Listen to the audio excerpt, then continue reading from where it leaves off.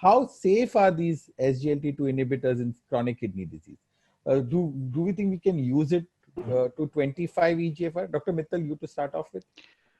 I think they can be used. There are some caveats we need to remember. When we are talking of using them at low EGFRs, we are talking of them, or talking of their role rather in reducing progression of kidney disease, microalbuminuria, and possibly cardiac protection. So that is the goal. We are not really talking of them as very serious anti-hyperglycemic agents because their efficacy drops significantly in terms of blood glucose lowering as the EGFR declines. So that is one point to understand. The other point to understand is that in our excitement sometimes, these patients may not be eating well. Some of them may be emaciated almost, maybe, lean. Some of them may be having electrolyte issues. So we can't just throw it blindly into the mix like that. I think they have a role. They might be used carefully. It's fine to reduce the EGFR cutoff, but the role or the usage of these medicines still will have to be done carefully. I mean, I'm still careful with these medicines. Remember that if somebody with CKD gets a UTI, that can just completely throw everything off. A single UTI and that kind of prone individual can keep them in hospital for, it's how serious it can be. UTIs don't respond to oral antibiotics anymore. So that's the issue. So what I'm saying is, yes, for their so-called pleiotropic effects, or whatever you call them, the effects on kidney disease progression and on heart failure, they can be used at a fairly low EGFR also, but we have to keep all these points in mind. Thank you so much, Dr. Mitt. So Dr. Sethi, your comments on the usage of SGLT2s in CKD? Well, I think we have some reservations, but we also have to see that there's nothing much that is available at this point of time except RAS blockage. Finerenone data is yet to come. So whatever we have, we are in a situation where we are not able to modify the basic disease. And anything that comes, whether it is canagliflozin or dapagliflozin or finerenone tomorrow, add some hope. With every drug that you have, you're going to have some limitations, and you have to look at things. But I think in a scenario where there is nothing much available, this is a good hope. We are now, as Dr. Mittal rightly remarked, we are not looking at an indication for glycemic control. Therefore, the cutoff that we use for patients for glycemic control, that we will not use it till GFR 45 for most of the agents, are valid for glycemic control. In these situations, and maybe tomorrow for heart failure, when we are looking at, we are using them for organ protection. So there are two different scenarios for glycemic control versus giving organ protection in terms of heart failure, in terms of the renal protection, and in terms of maybe or may not be a CVD. So I look at it positively, and as in anything, as Dr. Mittal really said, we have to select our patient, but there is hope that you will have some good results. And also, surprisingly, the renal associated adverse events, including hypokalemia, were actually lower in this cohort. So that is also a good thing. That means one has to be cautious, one has to be prepared for an initial decline in GFR, one has to also omit it whenever there is a reason to omit it, like dehydration or any systemic infection, COVID or non-COVID. That word has to be uttered in every meeting, unless the meeting is not complete, like the ASD chart nowadays. But I think it's a good drug to be used, and we are extending from glycemic control to cardiac protection to heart failure benefits, and now to renal benefits. I think that's something good about this. Thank you, Dr. Sethi. Dr. Joshi will now tell us how he can get SGLT2s back into the endo-diabeto fold.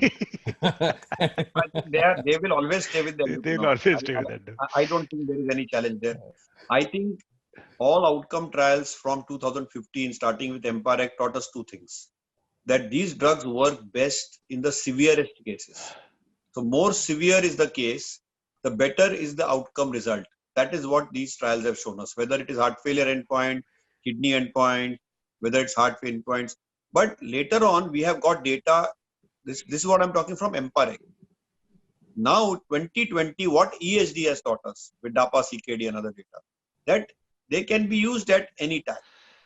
The question related to EGFR will always remain that, remember, every drug insert of an SGLT2 inhibitor says acute kidney injury can occur, and can occur when it is started initially. That's something which we need to factor in. Second thing is that any GFR which is below 45 or 30 can have a detrimental effect, sometimes 1 in maybe 100 cases, 2 in 100 cases on the renal issue. Third thing is a point which Dr. Mittal and Dr. Sethi both highlighted, that infections, whether they are mycotic or bacterial, are still challenges. And if you get it, you had it. And the last thing is that I think nephrologists love to use drugs with minimal nephrons or zero nephrons. And whatever little residual nephrons, they call it, are left over, they want to salvage them. So you will see that EGFR came down for metformin, EGFR has come down for ACE and ARB. And I think for SGLT2 inhibitors, they will definitely lower it down. I mean, between 15 to 20 is where they will look at using it. I really don't think, the best impact of these drugs still will be between EGFR between 45 and 30 for its optimal effect. Below 30, I really doubt whether it really will have a very high translational effect. And also remember that what we see in RCT, when you move it to a real world, necessarily it may not translate for that given case. Because, diabetes care is all about individualized care. And that's where our role comes in as endocrinologists, as diabetologists. And I think, therefore, these drugs will still be in our domain. And I think, when it comes to glycemic control or for organ protection. Thank you so much. Dr. Sujay Ghosh, your views? You have to unmute yourself. You have to unmute yourself, Sujay. I'll try to be the devil's advocate. I think primarily this group of drugs is a nephrologist drug. And I have reasons for that. The drug primarily works through the kidney, and it's the renal benefit which actually gives the heart failure benefit. So if you look at drugs like, say, saxagliptin, where you had bad heart failure, was because probably it was doing something at the level of the kidneys. So SGLT2s, I think, predominantly help out the kidneys, therefore improve heart failure, and therefore improve heart failure related arrhythmias and sudden cardiac death, and has got nothing to do with atherosclerotic cardiovascular disease. It's just that the heart failure and the arrhythmia related sudden cardiac deaths have been prevented.